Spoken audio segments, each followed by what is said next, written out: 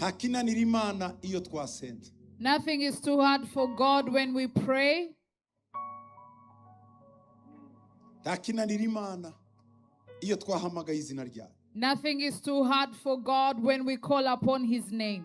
Ya Mana yahamagaye Burundi kabwinjiza mu muhamagaro iracyahagaze na n'uyu mwana. The God who called Burundi then and led Burundi in its calling will do the same today. Ya Mana ifite amasezerano ahambaye ku Burundi iracyakora kandi yiteguye kuyasohoza. Imana y'u Burundi ni nzima irakomeye. Hari ibyo Imana yavuze kuri iki gihugu. There are things God spoke over this nation. Naje kugira ngo twongere tuyibutse kugira ngo isohoze ibyo yavuze. I have come that we remind him so that he fulfills what he said. Naje kwifatanya n'abarundi n'abarundikazi ngo twibutse Imana yavuze kuri iki gihugu. I have come to partner with Burundians that we may remind God what he said over this nation. Ndagira ngo duhamagare Imana y'amahoro, amahoro yuzure muri iki gihugu, ku mipaka y'iki gihugu, amahoro yuzure mu Burundi. I want us to call the God of peace, that peace may surround this nation, fill this nation all over its borders, that peace will flow. Tugiye gusabira Burundi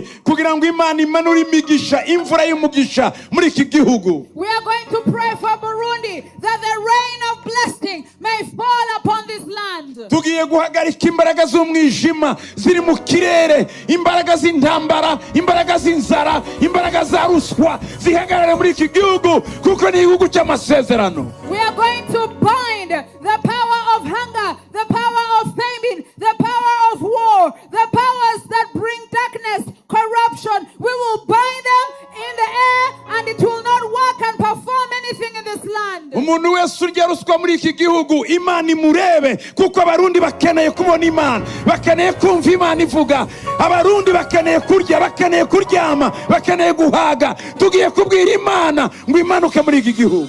And everyone that is taking corruption, we are going to pray that God may see them and deal with them, because Burundians need to eat, Burundians need to sleep in peace, Burundians need the power of God in this land. Abana b'Abarundi bakeneye kunezererwa n'ibyo Imana yabahaye. Mufite ubutare, mufite ibibira, mufite amazi, mufite Tanganyika yuzuyemo amafi. Kuki mutarya amafi ya Tanganyika? Turasaba Imana ngo ibikore muri iki gihugu.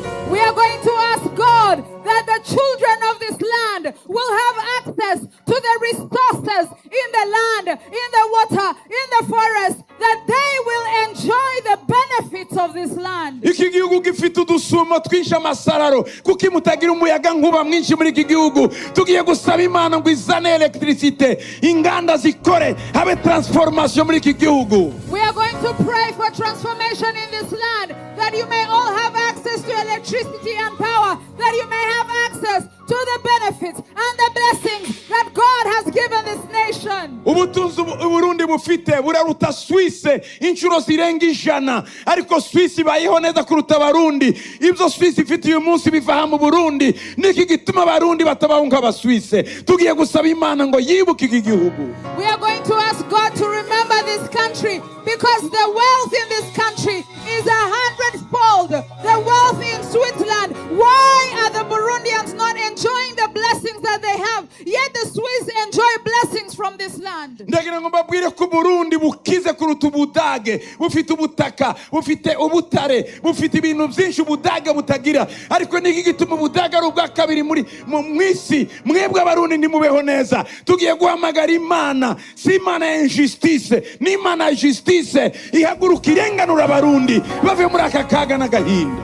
We are going to pray to the God of justice that he may rise and fight for Burundians, because Burundi is wealthier than Germany. Burundi has more resources than Germany, but Germany is the second in the world. Why shouldn't Burundians enjoy their blessings? Hamwana umurundi ugomba kuba impunzi hanze, mufite igihugu gifite byose.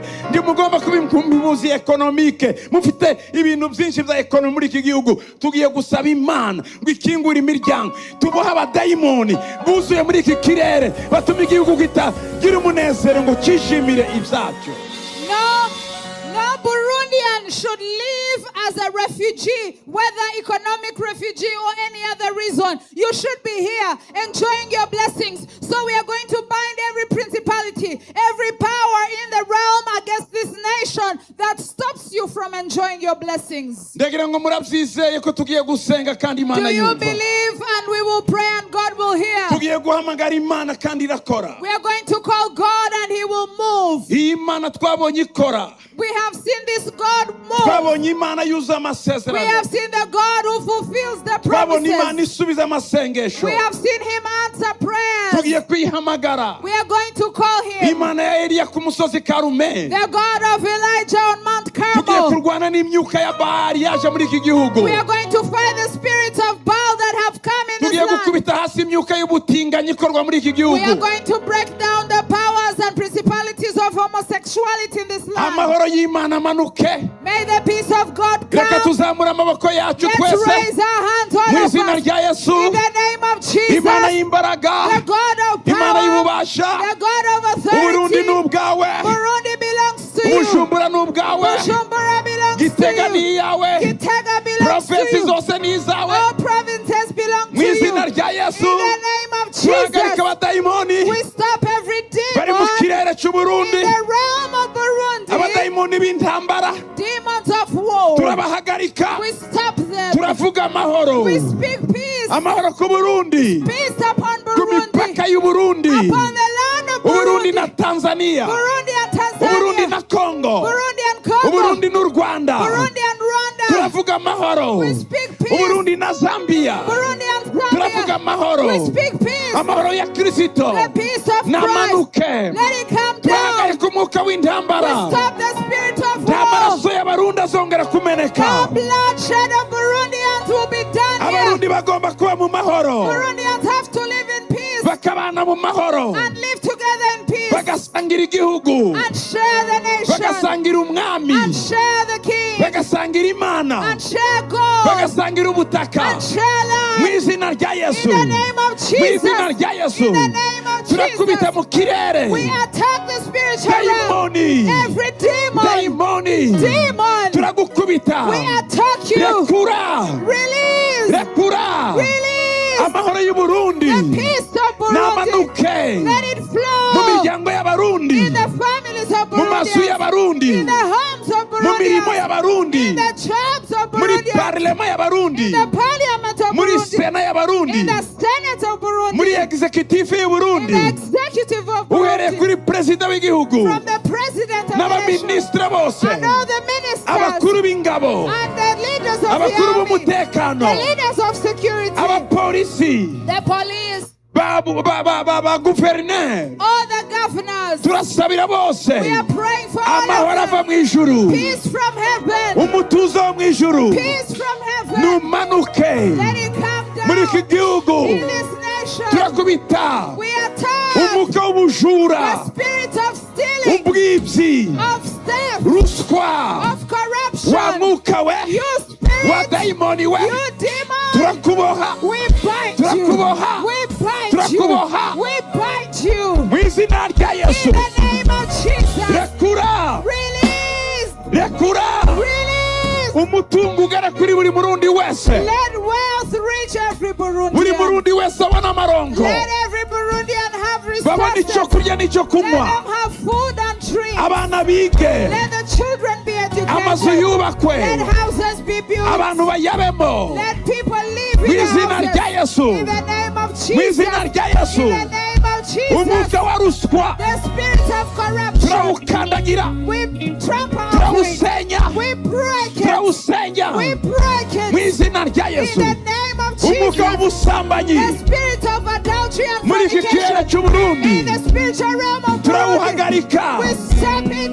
umwuka wo gusenya amago The spirit of divorce. mu izina rya Yesu In the name of Jesus. turawuhagarika, We stop it. umwuka The w'ubutinganyi, spirit of iyo homosexuality. mpwemu mbi turayirukana, We attack those demons. turayikura mu Burundi. We remove them from Burundi. Abarundi bubake, Let Burundians have strong abana marriages. n'abagore babane n'abagabo bose amahoro, Let the men and the women live in peace. amahoro y'Imana nagwire, Let the peace abound. amasezerano yuzure, Let the promises be fulfilled. ibitangaza bibe Let miracles happen. mu izina rya Yesu. In the name of Jesus. Amashyi menshi n'impundu nyinshi ku Mana. Love for Jesus. Haleluya, Hallelujah. haleluya. Hallelujah. Tugiye kureba hariya hakurya twese, Let's all face the east. twerekeza amaboko hariya hakurya, Let's stretch our hands to the east. hariya mu iburasirazuba In the, ni side, muri side the hariya. south. The south. Tubwire muri side, Let's face the south. subiramo ngo rekura, Repeat, release.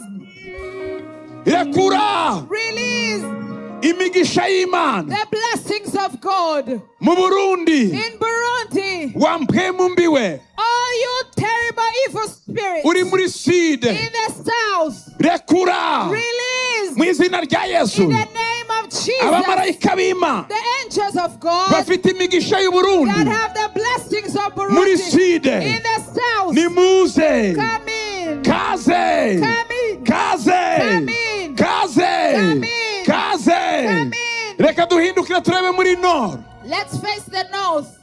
turebe muri nord. Let's now face the north. Vuga ngo mu izina rya Yesu, Repeat, in the name of mu Jesus. izina rya Yesu. In the name of Jesus. Amahoro, It is peace. amahoro Peace muri nord. in the north. Naze Let it mu flow. Burundi. In Burundi. Wa mwuka we, Your spirit. wa mwuka we, Your spirit. rekura Release. amahoro Peace. aze mu Burundi. Let it come to Burundi. Abamarayika b'Imana, Let the angels of God. abamarayika b'Imana Let the angels of bazana God amahoro, bring peace. nibayazane. Let them bring peace. Kaze, Welcome. kaze Welcome. mu Burundi, In Burundi. mu Burundi. In Burundi. Reka turebe inyuma yacu hari Let's face the back. hari East. hariya ni muri este, That's the east. este. East. Hamagara vuga ngo bwiza bw'Imana. Glory of God. Azafu nimufate za mikro. As I've come to the Bwiza microphone. bw'Imana, Glory of God. cyubahiro cy'Imana, Honor of God. mahoro y'Imana Peace of ari God. muri este. In the east. We know, Come. we know, Come. we know, Come. we know, Come. we know, Come. we know. Come. Mu izina rya Yesu. In the name of Jesus. Reka duhindukire turebe muri weste. Let's now face the west. Mu izina rya Yesu. In the name of Jesus. Inzara nishire, Let hunger end. abarundi barye bahage, Let Burundians eat and be full. baryame Let basinzire, them sleep and have peace. umutekano uze, Let there be security. amahoro aze. Let there be peace. Rekura Release muri weste, in the west. nihaze amahoro, Let there be peace. nihaze ibyishimo Let there be mu joy. izina rya Yesu. In the name of Jesus. Haleluya, Hallelujah. haleluya.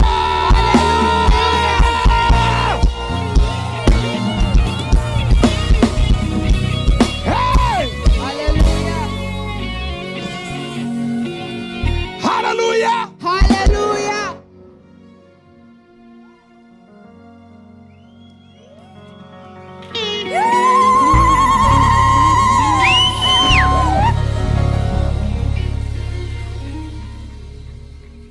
Haleluya. Hallelujah.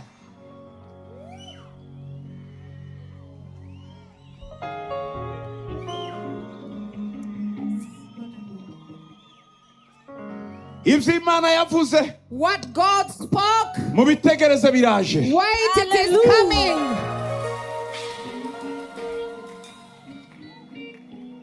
Mubyitege biraje. Wait for it, it is coming.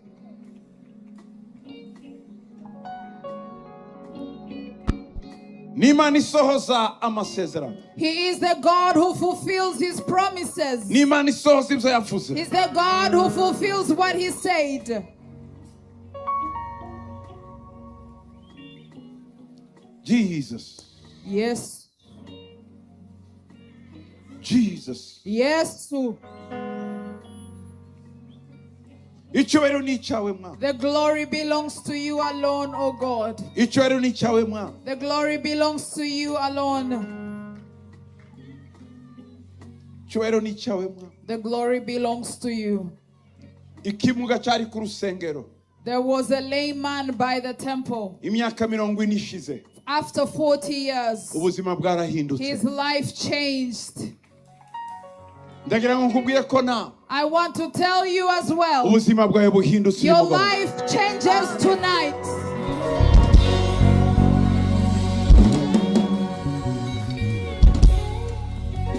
Imana ntireba uburebure bw'ikibazo cyawe, irareba isaha yayo yo gukora ku buzima bwawe. God does not see the length of your problem, but the hour of His work in your life. Ndabasaba muri uyu mwanya In this moment, I ask, mwigire hano gahoro gahoro. please come forward slowly. Uje kuzana akantu kawe niba ufite agasakoshi. If you have a Just handbag or come anything, forward. please come forward. Ngiye gusengana namwe kuko ijambo mwaryumvise. I Ngiye want to gusengana namwe pray. muri uyu mwanya. I'm going to pray with you because you have heard the word. Imyaka 40 irarangiye. 40 years have come to an end. Uyu munsi Today, ntabwo ari Petero na Yohana, today it's not Peter and John. hari Paulo, hari Emanueli. There is Paul, there is No, Emmanuel. mubareke bigira aha, Let mubareke. them come, let them come, let them come. Okay. You can't Ntimukandagire stop izo nsinga. Careful, careful, Good.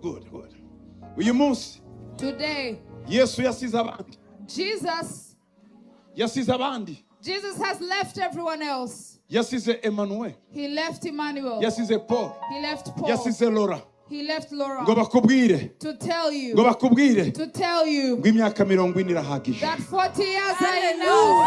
Hallelujah! Hallelujah. Hallelujah! Hallelujah. Vuga ngo enough is enough. Enough is enough. Subiramo. Enough is enough. Enough is enough. Subiramo ngo birahagije. Birahagije. Ibyo nciyemo. Ibyo nciyemo. Uyu ni umunsi wanjye. Uyu ni umunsi wanjye. Wakubohoka. Wakubohoka.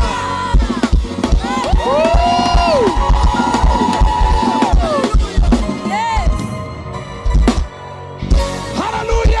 Hallelujah. Amen. Amen.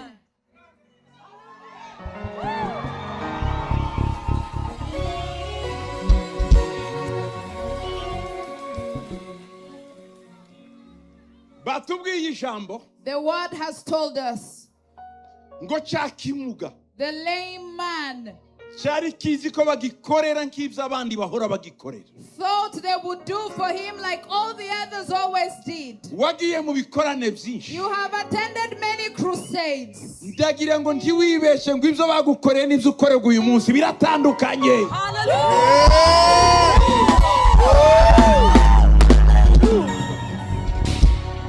I don't want you to think that what they have done previously is what is going to happen today. This crusade is a different crusade. Abonye Petero na Yohana When he saw Peter and John, yibwira ko bamuha ibyo abandi bamuhaga. he thought they would give him what the others gave him. Ntabwo bari bafite They did not have ibintu bishira uwo munsi. things that ended right Bari there. bafite ibintu bizamubeshaho imyaka yose y'ubuzima bwe. They had something that would make him live for the rest of his life N'ubugingo buzaza. and for eternity. Hallelujah! Hallelujah. Hallelujah! Hallelujah. No. Uyu mugoroba Tonight, sivyo umenyereye. it's not what you are used to.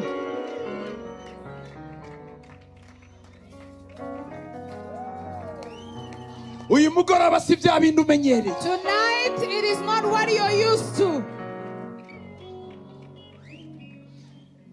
Abakubonye ucumbagira uyu munsi barabona ugenda.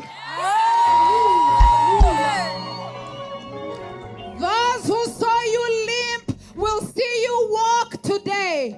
Abakubonye ejo ubasaba amafaranga ya loyer ejo ntuzongera kuyabasaba.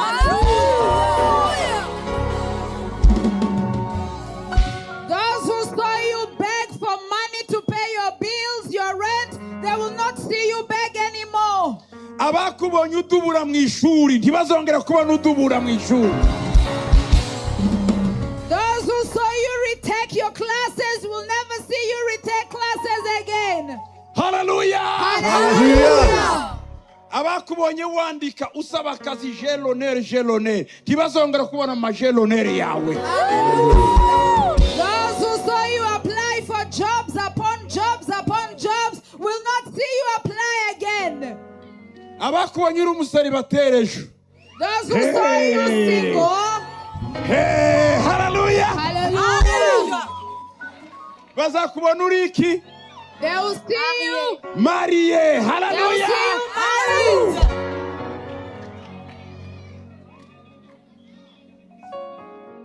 Abakubonye Those who saw you bavuga ngo nta bana agira. saying that you do not have children. Bagiye kukubona nawe ufite ikibondo mu nda. Hallelujah. Ejo ugihetse. Hallelujah. They will see you pregnant. They will see you carry your baby. Uzi icyo bazabona mbere? Do you know what they will see first? Ninda. They will see you pregnant. Nibongera kureba When they check you again, babone mu mugongo. they will see you carry your baby. Nibongera kureba When they check, babone murajyana ku they will ishuri. see you holding your Hallelujah. child. Hey! Hallelujah.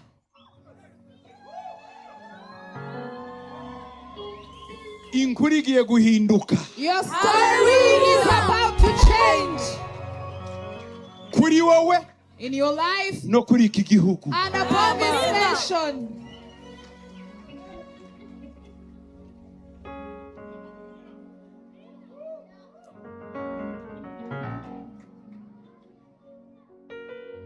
Bafite ikibazo abari bazi kuzaguma gutyo. Bafite ikibazo. Those who thought your life ends like that are about to be disappointed. Uribaza icyari cyabaye wa munsi. Do you ever think what happened that day? Famiye yari imaze kuruha kumujyana ku rusengero. His family was tired of carrying him always to the Uwo temple. munsi bari basiganye ngo ninde umujyana undi ndarushye. That day they had all argued who would take the layman to the temple. And they Ariko uwo argued. munsi But that day babonye atashe. they saw him walk back home. Hallelujah. Hallelujah. Reka tuzamura amaboko yacu. Let's raise our hands.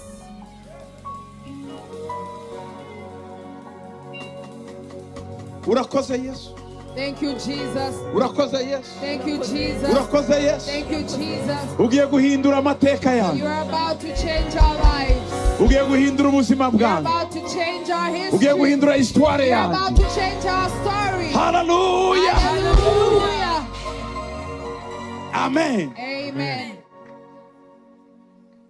Ibyabaye What happened kuri rwa rusengero wa munsi at the temple gate?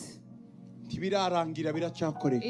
It has not ended. It's still happening Kuko byakozwe n'umuntu umwe because it was done by one man. witwa Yesu. His name is Jesus.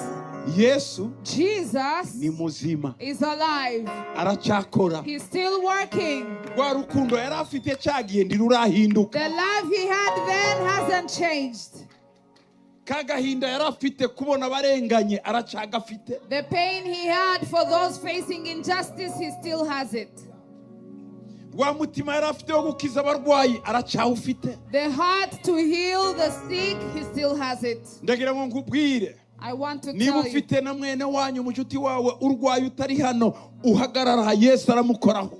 if you have a relative who is sick, represent them now. Jesus will touch them. Utabyara umuhagararireho. Represent those who have no children.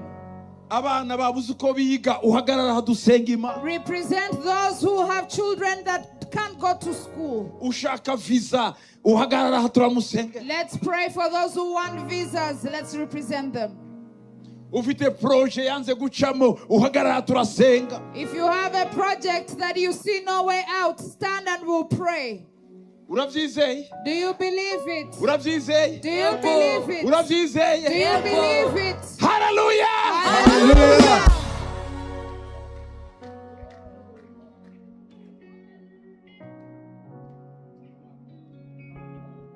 Ndabona Imana, ukuboko kw'Imana I hanga. see the hand of God in this place. Ndabona hari ikimana imiko. I see God doing something in this place. Imana kwirahembura ubuzima bwanyu. God is restoring your lives. Imana irakomeza. God is going to keep Irimo restoring. irakora. He's still working. He's still Irimo working. irakora mu buzima bwanyu. He's working in your lives. Ngiye gusenga muri uyu I'm mwaka. going to pray. Vuga ngo Mwami Yesu, Repeat, Lord Jesus, nyibuka Remember me. ndi umunyabyaha I am a sinner. mbabarira Forgive me. ngirira neza Show me your goodness. uyu munsi Today, umpindurira ubuzima change my life. nkoraho Touch me. mwami Yesu Lord Jesus, nkiza heal me. indwara zose Every illness, nkiza heal me ibibazo mfise byose from every problem I struggle with. mu izina ryawe Yesu In your name, Jesus, ndakiriye I receive igitangaza cyane your miracle. ndakiriye I receive isezerano the wansezeranye promise you've given me. uyu mugoroba indwara mfite yose Every disease I might have, ndagushimiye kuyikijije I thank you for you have healed me. ibibazo mfite byose Every problem I might have, urakoze thank you ko ubikemuye for you have solved it all. uhereye no From today, sinzongera kuba wawe I'll never be the same again. mbonye ukuboko kwawe I have seen your hand. mbonye ibyiza byawe I have seen the mbonye good imbaraga you zawe do. I have seen your mu power. izina ryawe Yesu In your name, Jesus. amen Amen.